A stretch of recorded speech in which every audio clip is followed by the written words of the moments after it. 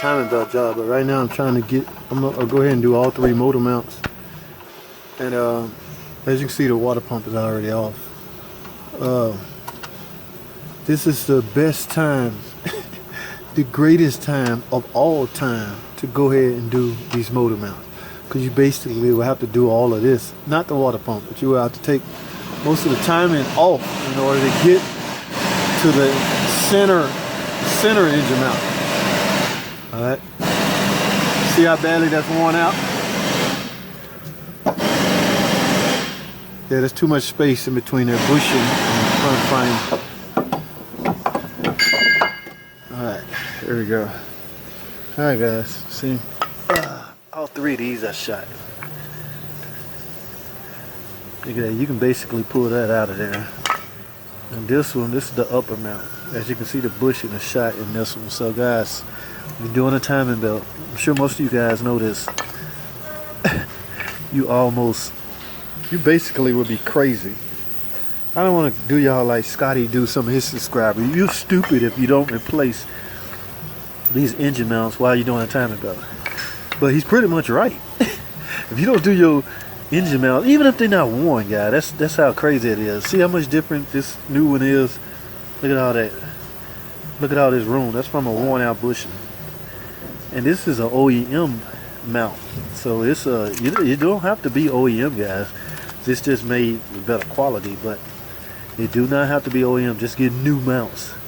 Okay, and it'll be cheaper if they're aftermarket. I mean, this rubber not made of nothing special on an OEM, so it's definitely okay to use aftermarket. But yeah, matter of fact, appreciate that, Scotty. I'm gonna name this video "Stupid." You're stupid if you don't replace these while during the timing belt water pump. Okay, so I got my new, here it is. I got my new water pump here. Also, guys, water pump. Now I would recommend you get an OEM water pump, guys. I don't care how much it is. You will be even stupider by not getting an OEM water pump. Okay. If this thing fail while you're driving, oh, you're talking about catastrophic. And I've seen these things fail 30,000 miles. Aftermarket. Okay. What happens is the bearings inside come apart because they're made with a low quality. Anything low quality, you're gonna have some problems. So I've seen these seize up, freeze the timing up, and essentially strip the timing belt and essentially lock the engine up. Okay, well the belt was snapped, and you know this is a non-interference engine, but from all the repairs I've done with the valves being bent, the valves pretty much end up hitting other valves, and that caused all that damage. Okay, now I have yet to physically, I mean, I heard all the rumors and all the debate about, is this 2.4 interference engine? To calm that debate, or to put an end to that debate, the next engine that I get on a 2.4, I'm going to set the head on top of it, and I'm going to put a borescope or a cam inside of the piston, or I'm going to make sure you can see the piston and the valve. So I'm going to raise the piston all the way up, and so you can see if the piston actually hit it when it's all the way up. Okay, so I'm going to do that myself just to give myself a peace of mind. Alright, so guys, I don't know how you guys doing water pumps. A lot of you guys doing them on the ground. You do it yourselfers. I've done one on the ground.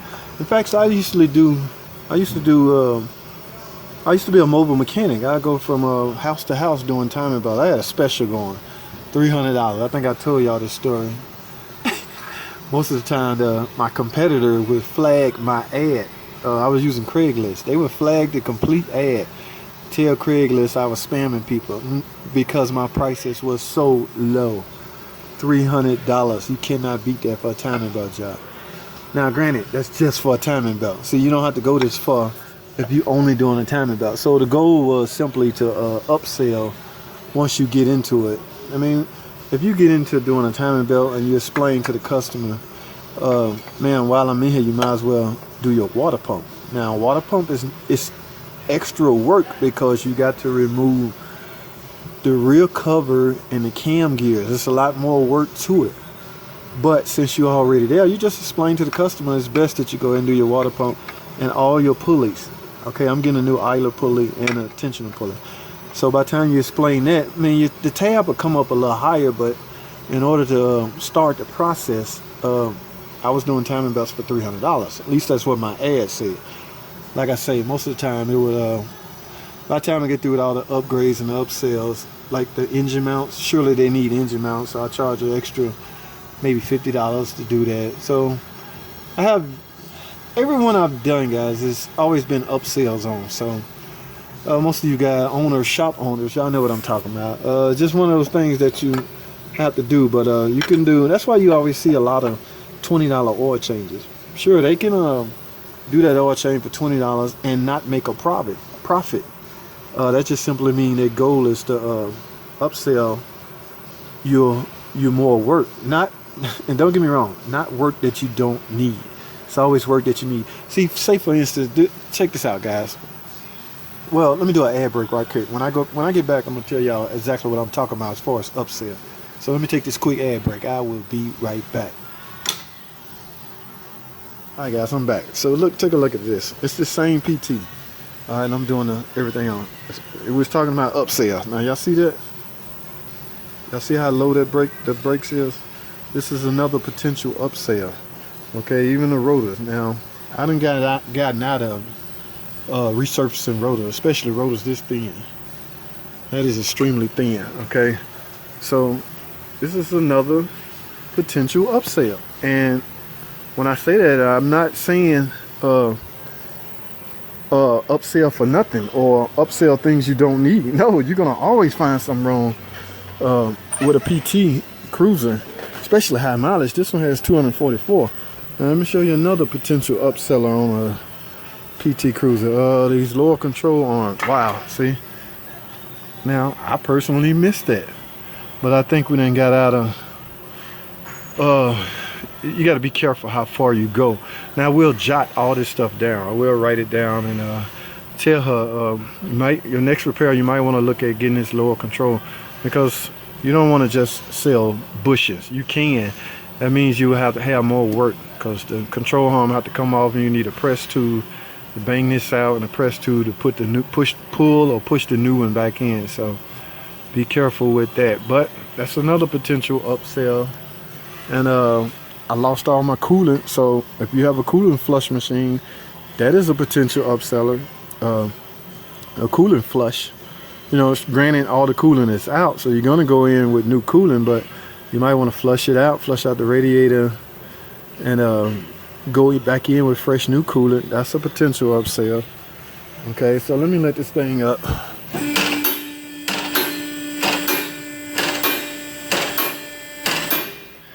Alright, so, oh my goodness. Oh Lord have mercy. This looked like a factory seal. Yeah, so I know y'all tired of me beating this topic up, but my goodness. Ladies and gentlemen, no mechanic has a good enough RTV sealing job that looks this perfect. Oh my God, this is factory seal, guys. Oh, 200 and some thousand miles. Yes, that's the way they do it at the factory. They always, oh no. I want to take a look at this trans fluid, because I might have to, this might be one of those instances where I just take it upon myself and call them back. And ask them, have you ever had your train service? Not a flush, service. See what they say. If not, I have a extra filter and some fluid. I might sometimes I do it on my own, guys. Sometimes I take matters into my own hand. And in a situation like this, I would take matters into my own hand basically because I forgot. I didn't think to look. You don't really want to make it a habit of raising cars up, looking at pans. You really want to check the fluid. So, yeah, see that rotor? So, yeah, I pretty much take matters into my own hand. And I have an extra filter and fluid, so I might end up doing a transmission service on my own. Like I say, I basically didn't think to look at it. My bad, shame on me. But I would hate for this customer to spend this much money, come back 100 miles later on the transmission, clogged up, whining, starving for fluid. In fact, guys, let me let this down and take a look at this fluid. I'm starting to feel bad. I can't believe I did that. Now it took a lot to get this much work out of it, so it's gonna be hard. That's why I say it's gonna be hard making another phone call. I think our trans service $200-300. I don't know. But let me take a look at this fluid, guys. Hold tight. All right, let's see. Wow.